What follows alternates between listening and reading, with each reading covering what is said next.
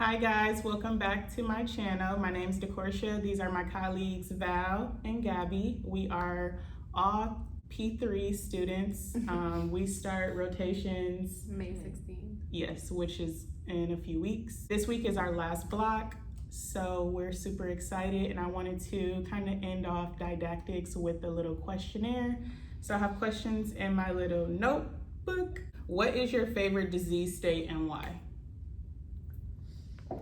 So I'll start it. My favorite disease state, I would have to say, is cardio. And I don't know. I think it's because it's so straightforward, but also like very detailed. I like detailed things, and it's straightforward. Unlike, for me, neuro was a little more complicated because it's just, it can kind of go anywhere. Yes. It's not very like, these are your steps. Mm-hmm. So yeah, for me, it's cardio. See, and I'm the opposite. I really love neuro, specifically psychiatry. Cardio, no, I'm not a fan of cardio. I think it's so difficult. Like, yeah, Really? cardio is just not it. I think it's tied with Reno. Like it's like it's not difficult, but It's a lot. It's very specific. I didn't like renal, but I did like cardio. You're probably the only one. Yeah. Maybe I should ask which disease state did we hate? I didn't put that as a question, but that's a good one to ask. Or should I say dislike? Hate is a strong word. Hate is a strong word. Mine would have to be Reno because our professor was awful. Yeah. So the pass rates for Reno are pretty low, just in general. But our professor was awful on top of that. So it was a lot of self-teaching. And I don't know, I'm still a little on the struggle bus when it comes to electrolytes because of that block. And I left out, my favorite is also infectious disease. Is it? I thought I was a little afraid. Yes, I really enjoy it. I like figuring out, putting the pieces of the puzzle together and like going on a scavenger hunt and figuring. But you know, I feel the same way you feel about renal with infectious disease. I don't dislike infectious disease. I think we had the wrong professors. I agree. So it made it much difficult, Yeah. which made it not enjoyable. Yes. I feel like for infectious disease, the information was really good. It's just I still don't know how to apply it on a patient level. So I definitely do have to go back and review that, given that I have a rotation on that. But that may help me, to solidify the information that I did get to learn in class. Yeah. What setting of pharmacy do you plan to pursue? So I like hospital. It's basically what I know, given that I was a technician before. I'm not opposed to other sides of pharmacy, and I hope I do get to experience some of them at a point, but I definitely would like to be a clinical pharmacist and work in a hospital setting. You can go ahead. Okay. So I've always, as a tech, I've always worked at a community, so in the sense of like a Publix or like Walgreens type of pharmacy. I do kind of see myself going in that route. However, I'm not opposed to a different experience. Hopefully in my rotations, I'll be able to experience much more and get a better feel. But as of right now, if I had to answer, it'd probably be retail. I'm crazy, I know. It's not unfortunate, it's just your preference. Yeah, I mean, for our introductory rotation, our IPPs, I did not like hospital. It was very boring. There's no patient interaction, and I think I thrive on the patient interaction. So, for me, because I worked in hospital and retail and also specialty, my preference is home infusion. I can see myself working in both, but as far as long term and me having a kid, she's going to be in extracurricular activities. It's just the best when it comes to benefits, PTO, your schedule. There's no weekends. It's kind of like an 8 to 5, 9 to 5.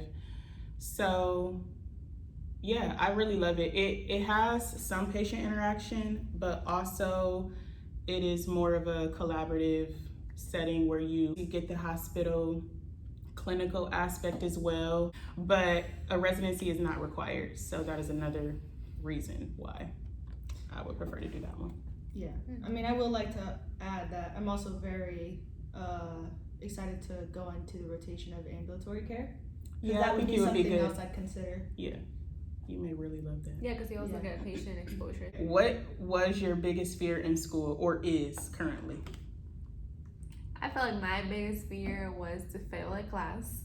I just didn't want to be in that position of retaking something. And given that we only have, how many opportunities? 2 opportunities, right? Yeah. It changed. No, like, It changed first from we had before, 3, but yeah. And now we have 2. Yeah. 2. no, 2, Remediation. 3. We have 4. See, What? it's changed so much. We have 4 remediations. From first year, it was different. Well, first year Fall they started, was it was 2. Then, because a lot of people were getting there, they they changed it to 4. And when you get to 5, it's a hard Yeah. stop. You're done. Hard stop. You're failed out. Hate well, to say it given like that there's uncertainty on the amount, Yes. that's what gives me more fear because I'm not even sure how many I could remediate, and I just don't want to be placed in that position. So that was always my biggest fear. Like going into the software where we see our scores, I would always be shaking when I'm putting my password in because I just want to see a score above 80, you know, because that's our passing grade. Mhm. And that was definitely my biggest fear. I agree. I think I have like 2 different fears. I had one fear coming in, and I have a different fear now. So I think my fear coming in was failing, like failing out. Mhm. Not so much failing a test, but just failing out in general. Yeah. Which they can be the same thing. My fear now is, even though I've gone through the whole program and yeah, we know our stuff, but like we haven't had to apply it. So I can feel like I know it and then go to rotations and like not know anything. And that is Right. my biggest fear is getting to rotations and not knowing anything. Mine is a combination of both. Yeah. It is definitely both. Yeah, my fear was failing out, not failing a class because I feel like it's common. But now it is just the unknown of rotations and us being techs.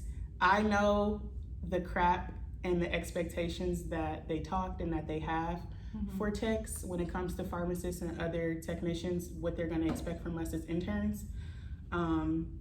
Just remembering the conversations and me like overhearing them say like, I cannot believe this person is going to be a pharmacist. They don't know anything. I would not send my mom to them. Yes. I would be afraid if I was in the hospital. Yeah. So just knowing that they're going to talk about us, whether it's good or bad, my hope is that it's good, but this is our first rotation. Like there are things we are absolutely not going to know because this is our first rotation. We don't know how it's going to go. And sometimes you may know the information, but when you're put in the spot, you may not remember what you studied, but then maybe like 15 minutes later, you're like, oh wow, I should have said that. Mm-hmm. But you knew it. You just couldn't put it into words. Exactly. Yeah. So it's gonna be an experience, but at least we'll learn from it. Yeah. What are our biggest accomplishments? I think for me is being on the Dean's List my first semester. Because I was so afraid, like I've never been a great student in that sense of grades. So for me to come into pharmacy school and, you know, obviously do well, like it was quite surprising and probably one of my biggest accomplishments. Yeah, and it was cool because we got it at the same time and only 5. Well, now it's only 4 get it per semester because it's based off of our class size. Yeah. So we were on the Dean's List for the same semester. So that is my biggest accomplishment, but as of recently, mine would be winning first place of the counseling competition through APHA, just because I love patient interaction, and it was nice to know, not to feel comfortable, but to be relieved, like, okay, if I have to do this on rotations, I feel good about it. Right. Yeah. Because like I can really do it. It was tested. It was applied. You have know? the certification to say you are a certified student. Yes, so that's mine. I think my biggest accomplishment was just passing every class, given that in undergrad, I was not like, you know, an A student, not even a B student. Sometimes I would get like C's, and there was a couple classes that I had to repeat during undergrad, but I made it a point that once I got into this program, I had to pass every single class, and that was always something on my mind, which was why it's my biggest fear. But off of that fear, I was able to apply that into myself, and I was able to pass every class. There was one class in particular that it was kind of shaky, but at the end of the day, I still passed. And now we're at the end of the program, and I feel like that stress has been lifted off of me. And I do consider that one of my biggest it's very commendable. Yeah, It is. It's rare. Especially in our class. yeah. So I feel like everyone has at least retaken like one exam or something, but I'm very happy that I never had to do that, and that stress is definitely gone. Yeah, I'm proud of you. What's one thing you wish you did or took part in? I wish that I would have been more involved in organizations, just because that looks really good on your resume. And then if I wanted to do residency, that's something that they look at. So I definitely do wish I was more involved, but I mean, maybe if I would have been more involved, I wouldn't have passed every class. So it's a 50-50 situation. I think for me, I wish I had taken more time for me. Not so much been more involved. I wish I would have made more time with friends to go do stuff that was fun, because it did get challenging during just like second year, like mental health wise. So I wish I did, take some more time and focus on my mental health. That would have helped with performing better in school. Yeah. One thing I wish I would have did, and you guys are gonna be like, what? is I really wish I was able to work.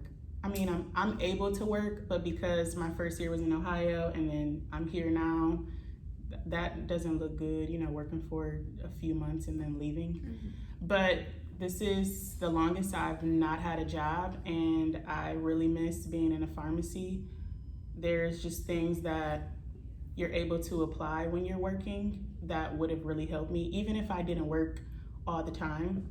Even if it was once a weekend for 4 hours, that just would have been really beneficial to me, because that's what got me here. Me working and me being in so many settings is why I love pharmacy. So I was missing that passion that I had before school because I'm not working. I am grateful that I do not have to work and that I was able to focus on my studies and do well. But that is something I wish I would have been able to tap into each block and apply it that way. But I'm not surprised, because you've been saying that since forever, that you wish you would have worked. You were like, girl. I think it's crazy. Who wants to work at this point? It's not even who wants to work, it's how do you still have that energy to want to work?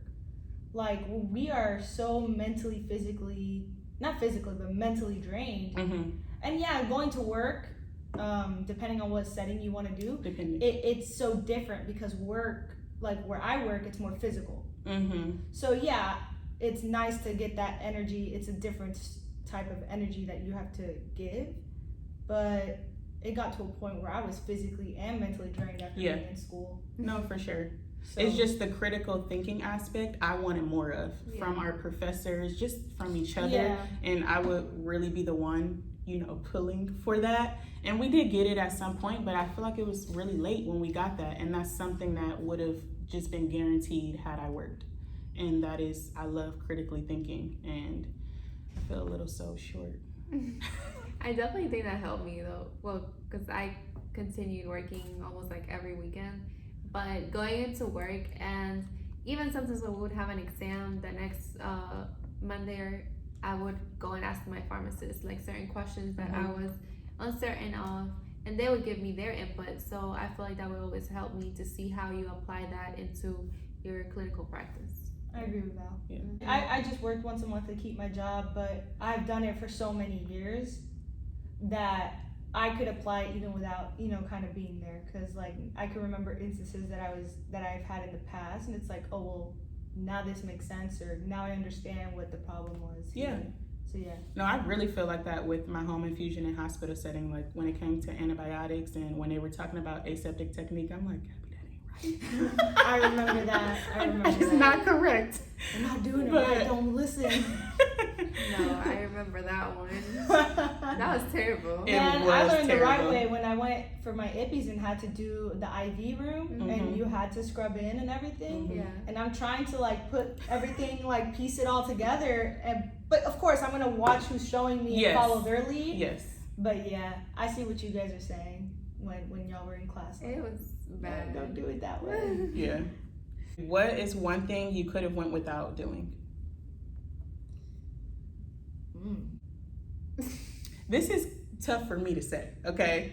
I feel like I really could have went without challenging these professors because they know I would challenge them. All the time. But then also, I don't know if I could have went without it because we pay so much money to be here, and these is gonna be our livelihoods, and we're gonna hold high responsibility that I should be able to respectfully challenge people who are teaching me, and without them feeling attacked or without being looked down upon or any notion that they're carrying towards me.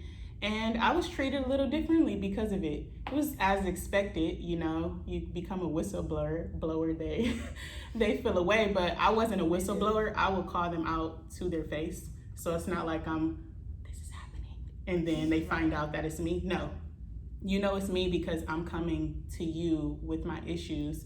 And some of them will be recommendations, some of them would be opinion, but I always had solutions. So I feel like that was me practicing of becoming a pharmacist and working with physicians and technicians and coming up with the best, fastest, quickest way to be effective. And some people are traditional.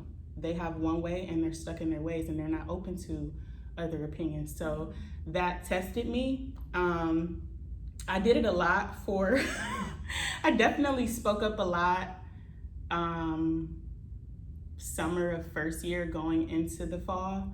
And I feel like spring, they really haven't heard from me much. I've really just been mellow because I feel like I've said all that I can say, and it's up to them, again, because I've given solutions, it's up to them to apply it. And also it was burning me out. Yeah. It was disrespectful at that point because it's like, okay, we're forced to listen to you guys, but you're not listening to us. And I'm not just talking just because I love hearing myself talk. These are real issues that I'm not the only one having. All of my colleagues are having. Maybe I'm just the only one comfortable enough to say it. But it was exhausting, it only being me. So then it did look like a me problem when it wasn't. It was a problem that we all had that I just was comfortable speaking up on. So it's just like I could have went without doing it as much, but I would not have been able to live without doing it. I think the fact that you did speak up in a lot of situations got us through the situation and it was a better outcome that we got.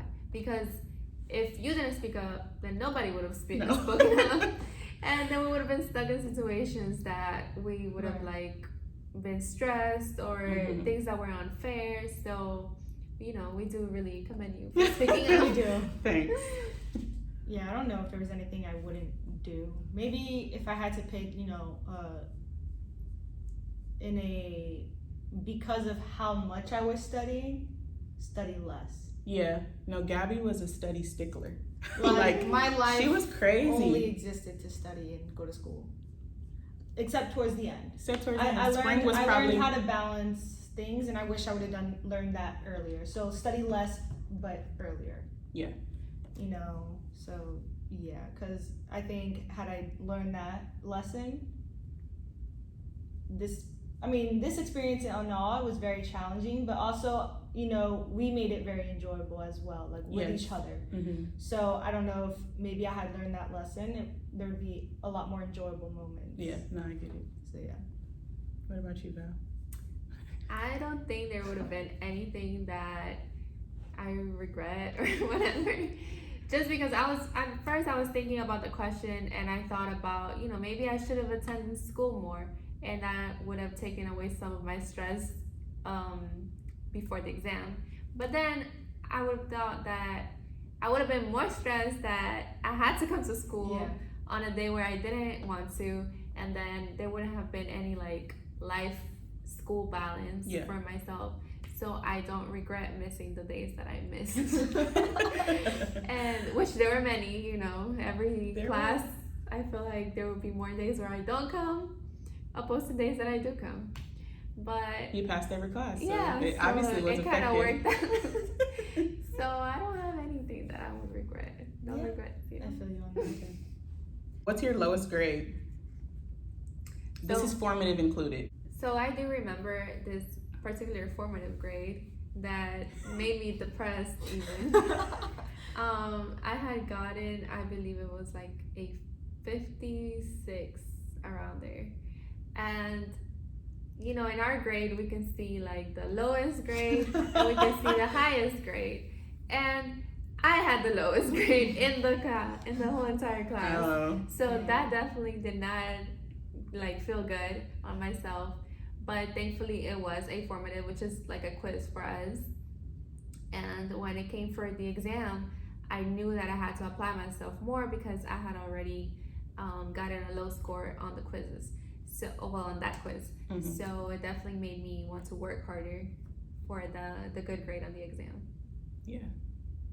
Mine was about like a 55 or 62, but mine wasn't the lowest. It was the class average for that one. Because it shows the low, the high, and the mean. Oh my God. And mine was the mean. So I was pissed because it clearly wasn't us. Like, it was just, that was one of those classes where the teaching was poor, the professor was poor. So our grades reflected it, but there was no compensation for us. Like, they didn't boost our grades. They have before, they credited questions, but that particular one, they were like, no, you try harder for the next one and do well on the exam. And that was infectious disease, one of those blocks. And I did good on the exam, but that was my low score. I think, my lowest formative is probably around the 50. I don't know if it was like 54 or something like that. I think it's like a range because the partial credits, some of them have partial credits and some of them don't. Yeah, so. I want to say it was like around 54. I'm not entirely sure. And it was actually our last block, like our last like real block. Special population. Yeah, it was I think the second one, and that's because that's when I was having meetings. Yeah. And I couldn't like focus on what I had to study for, but I don't know. That was my lowest grade, I guess you could say. And these were all quizzes, so. Yeah, I mean, the lowest like test grade I got was on oncology 2, and I got a 77. We got the same grade. Yeah, and at that time, that was failing. So we had to retake those. Right. So it's like we both got the dean's list together and we both failed a class together. Our first time failing. Well, yeah. And we got the same exact score. Same exact. You know. We sit next to each other in class, so when we went to approach the professor about crediting questions, we were like, but just beware, we didn't cheat. Like, it's crazy because we got different questions wrong, but it was the exact same scores. Like the partial credits. Point everything, the same exact thing. Very ironic.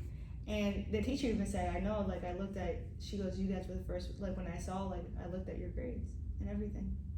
Yeah, because their first assumption was, they were cheating. So. Well, she was surprised that we failed. She said that. She's like, I was surprised to see you guys. And I'm like, I'm surprised you saw us fail and didn't credit us a question. Because really all we needed was 2 questions. All we needed was 2 questions. That's all we needed was 2 questions. And we did not get those questions. No. My lowest score on a test was a depressing 79.6, which our passing score is 80. It was 80 at that time. Used to be. Yeah. And then the professor just did not want to credit anything. I was going back and forth because it wasn't even that I needed a whole point. I needed like a point 0.4. And he just did not want to credit anything. At the end, one of my other classmates, he's very persuasive. So he went to talk to the professor and he got him to change something, which at the end, it benefited me. But now our passing score is 75% for the class. For the class. How hard are exams? They're not hard. Okay, Gabby. Yeah. I don't think they're hard. I think if you studied appropriately, like I don't think the questions per se were difficult. I think the way some professors obviously didn't word them correctly. Yes. But I think concept wise, it's not hard. No. It's like there on the PowerPoint, just chilling. I honestly feel like it's hard to fail, and that may be a little insensitive for me to say, but I feel like I can say it because I have failed. But with it being a pass rate of 75%, I think that is hard to fail. It is easy to get close, but I think that it is hard to fail. I think you just have to study. If you study, it's really not that hard. Right, and that's what it's like. If you know the concept in and out, even if you don't go extra hours, it is hard to fail. Even when you don't attend, it's hard. It is hard to fail. I feel like the exams, they are hard, but it also depends on the person and like professor. you guys. No, but not even on Oh, the the person. student. Yeah, the student. To see what type of student they are, and I feel like in this field, retention of information is really important because it is so much information given to you all at once that you have to apply for one exam that even like Gabby said, is sitting right there on the PowerPoint, but what if that's the PowerPoint that you decided not to read or just didn't have the time to really focus on it? So you can miss easy questions just because you didn't fully immerse yourself in studying. So I do think there were, well, not every exam I would say that was difficult, but some exams were a little bit more difficult than others. And then also the program is not for everyone, because like I said, if you can study and you can retain information well, then you will have like a better time opposed to someone who is very forgetful or who maybe understood the lecture differently or didn't study parts. Yeah, and also I think it really made a difference if you enjoyed the disease state. Because the disease 100%. States that were confusing and hard were typically your hardest exams, at least for me. So it, like cardio, she probably thought those exams were easy because she enjoyed it, but for me, it was a little questionable. Some of the cases I was not confused, but it was hard for me to apply it. So in that sense, I can understand how some people may not do well on certain exams, but it's like, well, did you not enjoy any of it? You know, like when it's enjoyable, it's easier. That's what everything in life. Yeah. If you enjoy it, you're gonna have a better time doing it. And I also feel like with the exams, like you said, certain things that we like. So if you liked it, you will have a better time trying to study it. And then another thing was sometimes when you get to the exams and maybe the way you understood something, and then you would see two answers that you're in between them. And then now you don't know. Now you don't know what to pick, and it's just depending on like the way that you study or the way that you remember things. Well, and how tricky the professor wants to be. So that's when this test is hard because it's not about what is the correct choice, it's what is the best choice. And for some exams, it was like 60% of the questions were best choice, or it really was more of a preference because we do have drugs and treatments that is a preference for some physicians. Okay, for example, for blood pressure, we have ACE inhibitors and ARBs and thiazides and all of that. For African American patient, there are some pharmacists that are against giving them an ACE because of angioedema. There are other people who would say that's okay unless they experience that, then absolutely not. So if that's a test question and you have what is the correct choice to give an African American patient, all of these are choices, right? Yeah. They're all it's choices, the best choice. But it's what's recommended because for an African American, it's not recommended. It's also not, it's recommended nothing for wrong with you calcium getting, channel blocker. but There's nothing wrong, but that shouldn't be your first choice. But according to a guideline, you can give them either or. So when it comes to a test question, if that's not clarified, I know I'm African American. I know I'm not gonna pick an ACE, right? But technically that is a fair choice for them for an answer choice to have both. But just don't give a question like that. Why are you doing that? when you in class said that this is a guideline, but this is a recommendation, right? It just makes me think back to the Tylenol Yes. question Yes. back in our OTC class, where the professor said that this is her recommendation and this is what she would do in practice, but this is what the guidelines say. But then comes the test question, a lot of people misunderstood what she said and put what the recommendation was, because then again she made the question, so we're thinking in It's her point of view opinion. and it was obviously what the guidelines say, because at the end of the day that's the rules. And a lot of people got that question wrong, And which she did not credit budge. it. Yeah. So it's just stuff like that makes it hard. And imagine having a lot of those correct versus best questions for like your first 10, and then you're checked out. Now you're like, okay, I don't know what's best. I don't know what's correct, because they give both scenarios, practice-based and guidelines. And then when you're applying a question in an exam, we don't know. Right. So I mean, I think they did a good job trying to clear that up later on, that you always go based off of guidelines for NAPLEX. Yeah, but no recommendation, not practice, just do what the guidelines say. But their exams were different. Their like they exams would are still different. do what they wanted to do. Yeah, I agree. Especially that OTC class, that was like our first class where we're seeing. It was I think our first like actual drug type class. Yeah, so we were just taking whatever they said, and a lot of people got that wrong. I'll never forget 3 and 4 grams. Okay, what electives do you have for rotations? For rotations, I have an oncology block, which was an elective of a class that I don't really. Both my electives are classes that I do feel a little shaky on, but I am seeing that as an opportunity for me to learn more about it. Mm-hmm. So it's oncology. I have infectious disease. I don't know. The tough hitters. They do say those look good on an applicant's resume. How many electives? 3. Do you have? 3. Yeah. So and then the third one is a research class with the professor. It wasn't really my first choice, but that is my last rotation. So I am hoping that it may be a little bit more relaxed, so I can study for the NAPLEX. And he is a good professor. Yeah, he is very knowledgeable and nice too. Nice. You just don't want to be with someone who's gonna make your life hard at the end of rotations. I agree. So for me, I have solid organ transplant, which I feel like is going to be interesting, but I'm a little scared because we didn't really get a very in-depth lecture on that. No. So I'm kind of going in blind. And then I have geriatrics in this like compounding type pharmacy, which I think is going to be cool. And then I have an administration, which I can see going both ways. I feel like it's going to be interesting seeing what goes on, and then also like I don't really know what type of administration is this going to be. Yeah. It's the hospital administration. Yeah.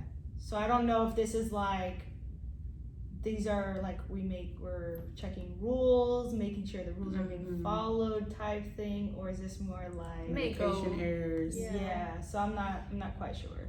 I do, because in my hospital I see a lot of like the people that come at admin rotation. They do a lot of projects. They do a lot of like, I do feel like a lot of it is busy work. Yeah. But I love busy work. It all depends on the hospital too, and the amount of work that they make you do. Yeah. I guess we'll have to I think that's good, because in retail you do want to be a store manager. So I definitely want to move my way up if retail is the route I go. So So it'll be good practice. Yeah. What's crazy is my first block was going to be infectious disease, but our schedules were put out before we had infectious disease, so I switched it to oncology for my first one. But I wish I didn't switch. Now I can't switch back. Yeah. Yeah, no, it's too late. So one I'm super excited about is nuclear. So lucky. So happy, but also nervous because what drugs are in We have no idea. We have don't no know idea. anything about So it's I'm scared because I'm going in knowing nothing. But also it's going to be a learning opportunity, like Val said. And then I also have a long-term care hospice rotation, which is considered my non-patient care. Actually, no, I think nuclear is my non-patient care and hospice is patient care. But nuclear is cool because not a lot of people say they've experienced that. So that's like a one. And it's also a route that not many people want to go into due to the health things that may be involved in it. I feel like that's cool. What are the pros and cons about having a small class? So the pros, I think that we're like a family. A lot of people are more open to share their study guides, like we mentioned before. We help each other a lot.